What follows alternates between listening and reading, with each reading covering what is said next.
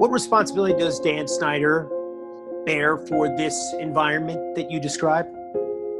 He's 100% responsible.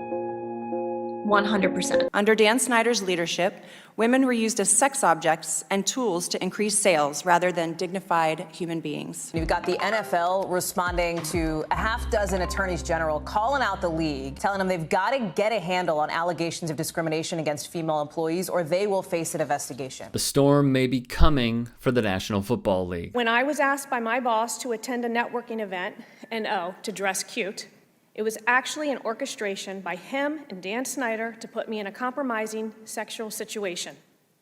I learned that placing me strategically by the owner at a work dinner after this networking event was not for me to discuss business, but to allow him, Dan Synder, to place his hand on my thigh under the table. Former employees of Dan Synder's Washington Commanders blew the lid off years of misconduct. This is after a letter that the New York AG Leticia James sent, along with 5 other AGs, that references more than 30 former employees who told the New York Times about a workplace culture that is, according to the letter, overtly hostile to women. I felt ashamed and embarrassed because, once again, I felt the fear of retaliation and the shame of being sexually harassed. The 20-year reign of sole team owner now, Dan Synder, an era permeated with bullying, verbal abuse, sexual harassment, and sexual assault, has unfortunately been given the stamp of approval by the NFL. I believe I have the support of the owners. That has been clear to me. Oh, trust, it's clear to all of us, Raj. This is a really big and important story because you see the different variables at hand. You have a commissioner whose constituents are billionaires. You see the push and pull of society progressing.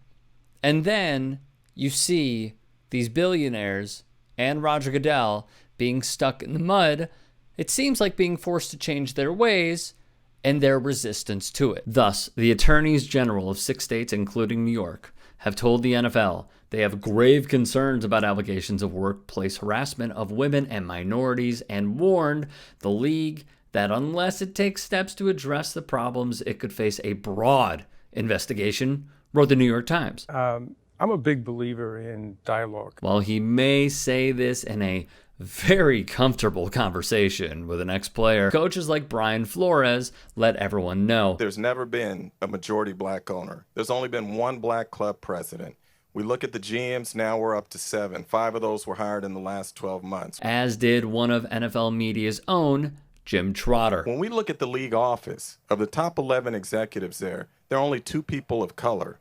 When we look at NFL Media Group, where I work, there is not one black person at the senior level in the newsroom who makes decisions about a league whose player population is 70% black. And of course, the New York Times' reporting continued. Female staffers allege they were forced to watch the Ray Rice-Janae Palmer video, being asked to publicly declare if they had been victims of DV and been marginalized or pushed out of their jobs if they questioned the NFL's handling of SH issues. Joining Leticia James of New York were Illinois, Massachusetts, Minnesota, Oregon, and Washington State. The latter is an obvious one because Dan Synder and the Washington Commanders are not only the subject of this investigation, but then the NFL concluded $10 million fine. That's it. Let's move on. Obviously, we are not, especially when the NFL will not make the findings public. I was forced into uncomfortable conversations about my body and about my appearance. I was told to wear tight outfits to events so clients had something to look at. I was asked invasive questions about my dating life, specifically if I was interested in older men because my boss was significantly older than me. I was told I wasn't allowed to wear flat shoes because he liked the way my body looked better when I was in high heels. My photograph was taken without my permission and passed to other executives throughout the team by my boss. I was called Jewish slurs that referred to a non-Jewish woman that you are sexualizing. A slur, which I will not repeat, a rabbi described as simply indefensible, condescending, racist, and misogynistic. Other women described experiencing unwanted touching from male bosses, attending parties where prostitutes were hired, being passed over for promotions based on their gender, and being pushed out for complaining about discrimination, the attorneys general said in the letter to Commissioner Roger Goodell. I learned that the only reason Dan Synder removed his hand from my back and stopped pushing me towards his limo was because his attorney intervened and said, Dan, this is a bad idea.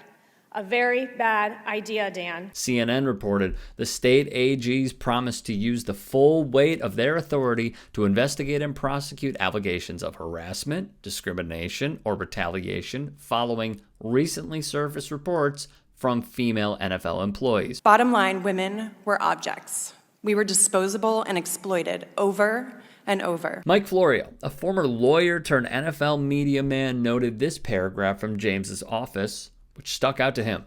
We all watched in horror in 2014 when the Rice video was made public. In the aftermath, he promised to take gender violence seriously and improve the institutional culture for women at the NFL. These recent allegations suggest that you have not. Female employees reported that they were subjected to repeated viewings of the Rice video with commentary by coworkers that the victim had brought the violence on herself. Other women reported that in a training intended to improve sensitivity on the issue, they were asked to raise their hand to self-identify if they had been victims of DV or knew someone who had. This is not doing better. Anti-discrimination laws in many states, including New York, prohibit employers from subjecting DV victims, as well as women and people of color, to a hostile work environment. Daniel Synder should not be managing any human beings. He should not be in a power position amongst any employees. He needs to be held accountable for his actions. The letter also points out that female employees believe they were held back and criticized for having an aggressive tone, an unfair stereotype of women, especially women of color, who try to advance in a male-dominated workplace. The letter also notes that some former female employees have learned that there were no records of their complaints of gender discrimination. The attorneys general have urged other possible victims of racial or gender discrimination by the NFL to come forward and vow to move aggressively against the league if it does not do better. Leticia James's investigations have ranged from high-profile inquiries into New York City's restaurant industry to less visible cases, such as an investigation in 2020 into a Long Island-based construction company that her office found had sexually harassed 18 former employees. James led a separate investigation into Mario Batali and his former partner that found that their once sprawling restaurant business violated state and city human rights laws. Her office brokered a settlement of $600,000 to pay at least 20 women and men who said they had been sexually harassed while working at their high-end restaurant. Folks might wonder why New York. The league is headquartered in New York. That's why it seems Leticia James took the lead on this. But you have 5 other attorney generals signing on. And the threat is very real, right? That they could face an investigation if they don't start to show what they're doing to improve the culture for women.